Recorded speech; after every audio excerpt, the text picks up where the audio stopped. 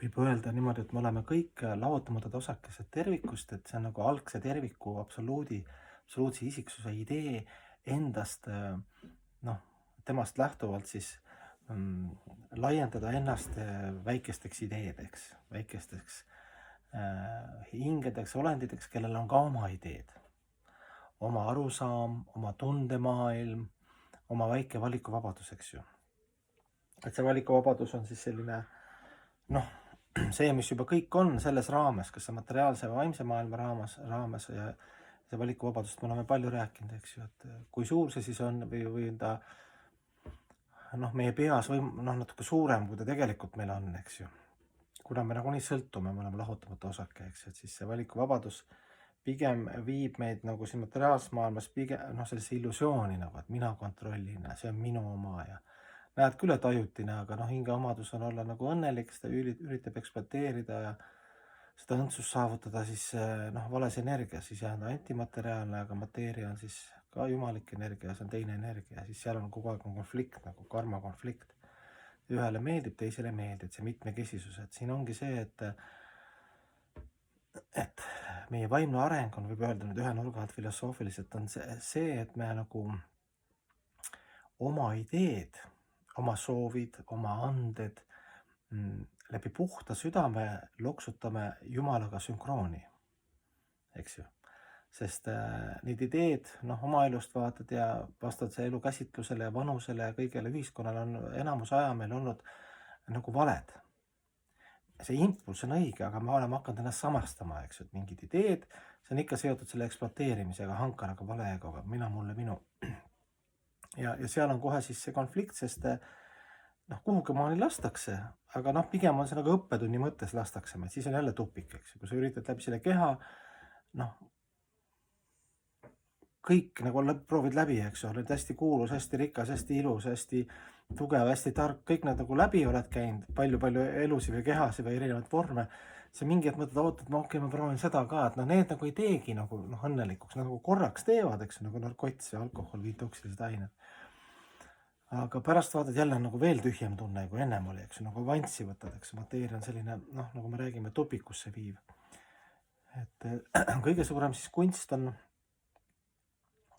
õppida iseennast tundma ja teadvustada oma anded, oma dharma, oma kohustused ja siis sünkrooni panna materiaalsete Jumala poolt kirjeldatud siis sotsiaalsete pere kohustustega, iseenda keha eest hoolitsemise kohustusega, hinge kohustega. Et neid on palju siis nagu levelid, dharma levelid, kus sa pead selle nagu sünkrooni viima, mis ongi nagu suur kunst ja kui ühiskond või kultuur seda ei toeta,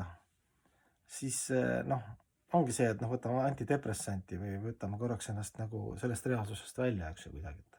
See reaalsus, mulle ei meeldi see reaalsus, see on nii väsitav, eks ju, see ratsionaalne reaalsus.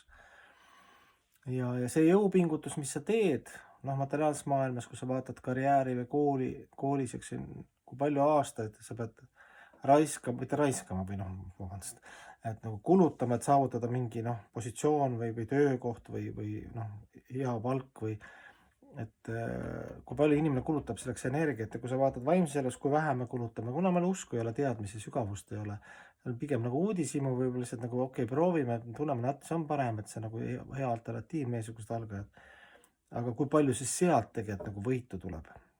Just selles mõttes, et sul loksutad paika enese teadvustamises seda, et kui palju paned gaasi ja kui palju paned pidurit.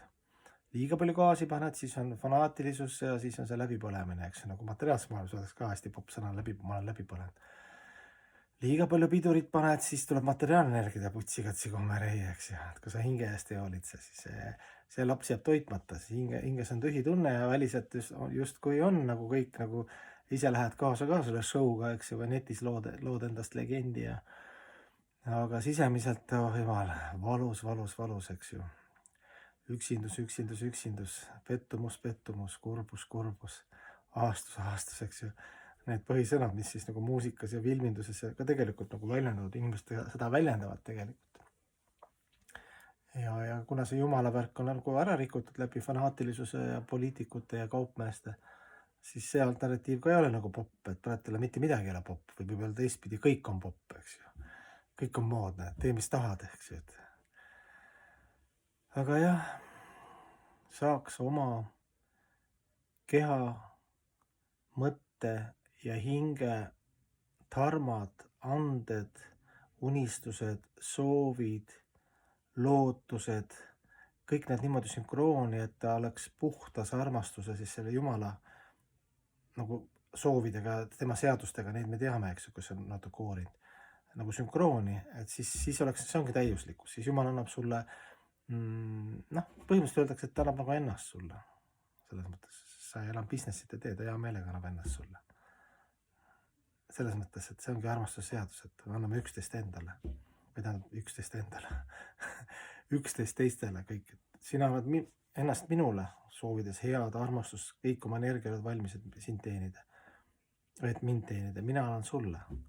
et 100% sul, kõik, mis mul on, et sulle anda. Ja kui see energia on nagu vastastikune, siis see on vaimne maailm. Kui ta on ühepoolne, siis on tavaliselt pühaka, siis õnnetu materialist, eks ju, kes püüab Jumalat ja isegi religiooni ja kõike need oma omadus ära kasutada, eks ju, et mina mulle minu, eks ju, see keha samastamise, meelte samastamise. Aga ega püha mees sellest ei heituda nagunii, näeb seda, püüab õpetada, eks ju, võib-olla hoiab isegi distantsi, aga palvetab selle elusolende eest, aga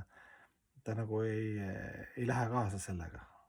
Ta nagu ei ärritu sellest, ta ei solvu, ta ei kibestu, ta ei ütle, et ta ei mõtle, et